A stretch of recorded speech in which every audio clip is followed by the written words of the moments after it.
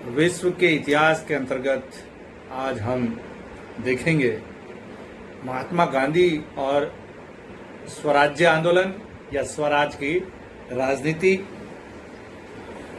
जिसके अंतर्गत एक पैरेलल विचार स्वराज्यवादियों का चल रहा था, जिसके अंतर्गत मोतीलाल नेहरू, पंडित जवाहरलाल नेहरू, इनके साथ बहुत सारे ऐसे लोग थे जो महात्मा गांधी की नीतियों से सहमत होते हुए भी कुछ मायनों में उनसे इतर जाकर के कुछ एक ऐसी मांगे रख रहे थे अंग्रेज सरकार के सामने, जिनका आगे जाकर के भारतीय राजनीति में गहरा प्रभाव पड़ता है। और आज़ादी के बाद भी हम देखते हैं कि जो संविधान निर्मित होता है या जो देश के विकास की जो नीतियां निर्मित होती है, उसमें वो स्वराज की झलक साफ नजर आती है। तो आज हम देखेंगे महात्मा गांधी और स्वराज की राजनीति। इन वर्षों में स्वराजियों की चुनाव एवं काउंसिल गतिविधियां बाह्य रूप से कहीं अधिक चकाचौंध भरी थी, यद्यपि वे अंततः कम स्थायी महत्व की सिद्ध हुई। 1923 के चुनाव में स्वराजी मध्य प्रांत में बहुमत लेकर विजयी हुए। स्वराजी मध्य प्रांत में जीत भी गए थे। यहाँ एनसी केलकर जैसे तिलक के मराठा अनुयायी, जो कभी असहयोग आंदोलन के विशेष समर्थक नहीं रहे थे, अब दृढ़तापूर्वक मोतीलाल नेहरू और CR दास के पीछे आ खड़े हुए थे। यानी कि ऐसा एक वैचारिक आंदोलन चल रहा था कि देश के लोगों का भला कैसे किया जाए, तो अपने सिद्धांतों को भी छोड़ करके लोग उसके साथ जुड़ते जा रहे थे। बंगाल में भी इस दल का प्रदर्शन अच्छा रहा, जहां इसके प्रत्याशी BC रॉय ने पुराने दिग्गज नेता सुरेंद्र नाथ बनर्जी को बुरी तरह परास्त किया। बनर्जी 1921 में मंत्री बन गए थे। स्वराज पार्टी के लोग 85 आम हिंदू और मुसलमान सीटों में से 47 सीटें जीतने में सफल रहे। इनमें 21 मुसलमान निर्वाचन क्षेत्र भी सम्मिलित थे। बंगाल में स्वराज पार्टी की विजय का श्रेय देशबंधु चितरंजन दास के अत्यंत एवं कुशल प्रभावी नेतृत्व को जाता है। जून 1925 में असामयिक मृत्यु तक चितरंजन दास ने कलकत्ता के राजनीतिज्ञों वीरेंद्रनाथ ससमाल जैसे जन कार्य का अनुभव रखने वाले नेताओं, क्रांतिकारी कार्यकर्ताओं और सबसे महत्वपूर्ण यह है कि मुसलमान नेताओं के बीच मोटे तौर पर एक समन्वय बनाए रखा था। दास के बंगाल पैक्ट दिसंबर 1923 में स्वराज मिलने पर मुसलमानों के लिए 55% प्रशासकीय पदों का, मस्जिदों के सामने बाजे न बजाए जाने का और बकरीद के अवसर पर गोकशी में हस्तक्षेप न करने का वादा किया गया था, और इसने मुसलमान नेताओं का दिल जीत लिया। भीतर से काउंसिलों की साख गिरने का कार्य धमाके के साथ प्रारंभ हुआ। मध्य प्रांत एवं बंगाल में द्विशासन व्यवस्था के मंत्रियों को वेतन देना बंद कर दिया गया, जिससे बाध्य होकर उन्हें त्याग पत्र देना पड़ा और गवर्नरों को विधेयक पारित करने के लिए बार बार प्रमाण पत्र की शक्ति का प्रयोग करने पर बाध्य होना पड़ा था। इस प्रकार द्विशासन का भंडाफोड़ हुआ कि ये कोई वास्तविक संवैधानिक सुधार नहीं है। फरवरी 1924 में केंद्रीय धारा सभा ने स्वराजियों की पहल पर एक प्रस्ताव स्वीकार किया, जिसमें एक गोलमेज सम्मेलन बुलाने की मांग रखी गई थी। जो उत्तरदायी सरकार लाने के उद्देश्य से सुधारों पर विचार विमर्श कर सके। मोतीलाल नेहरू और विट्ठल भाई पटेल जैसे लोगों ने सांसदों के रूप में अच्छी प्रतिभा का परिचय दिया था। एक अन्य परिणाम यह हुआ कि भारतीय व्यापारी समुदायों और स्वराजी राजनीतिज्ञों के बीच अच्छे संबंधों का विकास हुआ।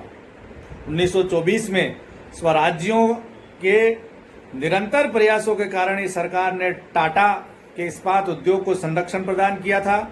ये संरक्षण 1921 के वित्तीय आयोग की भेद मूलक संरक्षण की नई नीति के अंतर्गत दिया जाता था। इस बीच कांग्रेस ने देश भर में स्थानीय निकायों एवं नगर निगमों पर कब्जा कर लिया था। इनमें दास और सुभाष बोस के नेतृत्व में कलकत्ता, जवाहरलाल नेहरू के नेतृत्व में इलाहाबाद और वल्लभ भाई पटेल के नेतृत्व में अहमदाबाद अधिक महत्वपूर्ण थे। ये सीमित रूप से कल्याणकारी गतिविधियों के क्षेत्र तो सिद्ध हुए ही, इससे अधिक महत्वपूर्ण यह है कि ये संरक्षण और ये धन के मूल्यवान स्रोत भी सिद्ध हुए।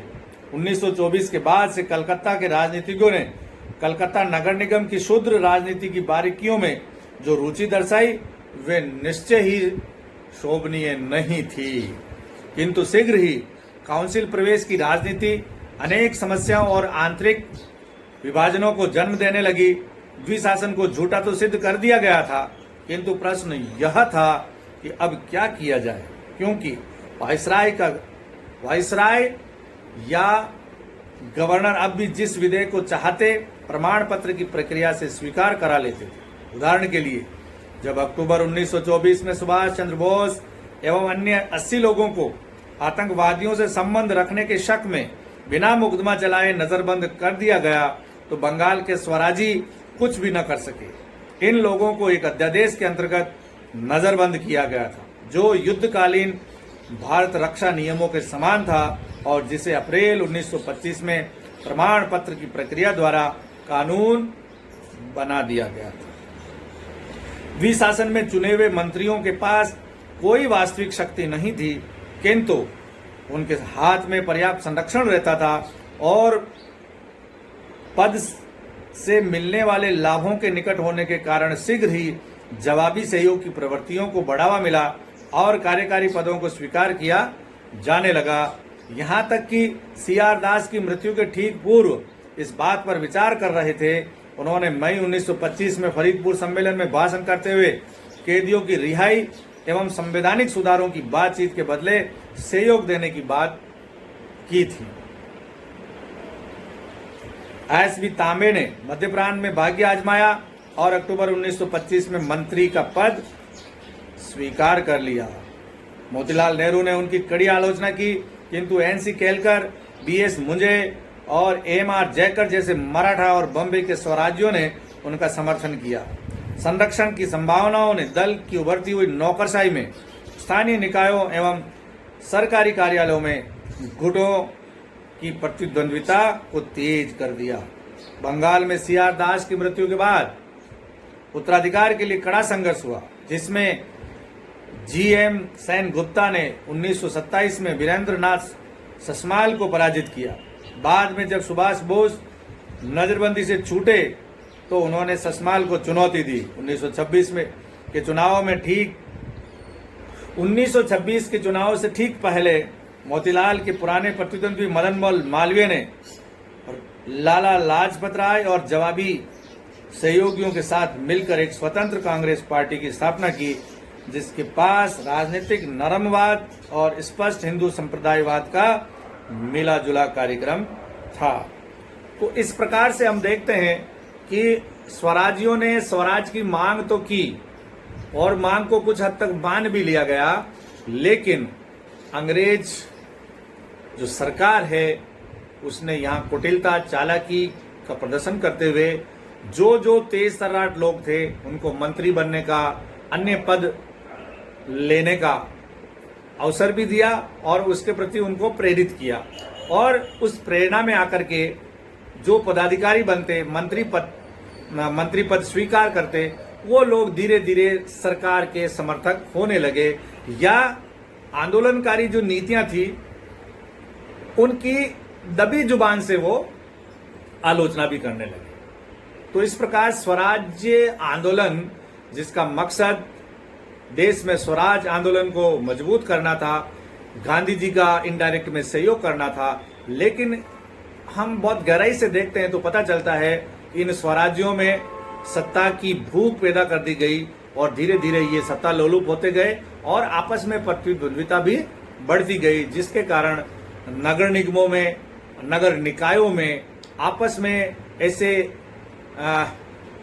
कूटनीतिक ऐसी चालें चली जाने लगी जिससे एक दूसरे को नीचा देखना पड़ता था। तो अल्टीमेटली इससे क्या, राष्ट्रीय आंदोलन थोड़ा कमजोर पड़ा, नेता लोग आपस में एक दूसरे के प्रतिद्वंद्वी बन गए।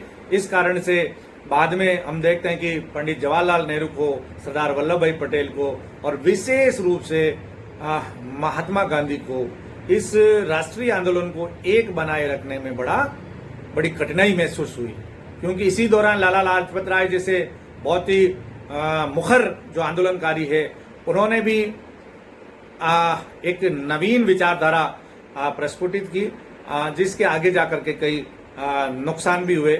तो इस प्रकार से हम देखते हैं कि सभी ने अपने अपने तरीके से राष्ट्रीय आंदोलन में भाग लिया, लेकिन महात्मा गांधी के नेतृत्व में जो आंदोलन चल रहा था उसके पैरेलल जो स्वराजी आंदोलन जन्म ले रहा था, उसकी वजह से देश की आजादी के बाद देश के संविधान में, देश की प्रगति में जो योजनाएं बनी, उसमें वो तस्वीरें नजर आती है जो स्वराज्यों ने जो सपने देखे थे वो उसमें नजर आते हैं। Professor Jalaluddin Kathat, SD government college, Beawar.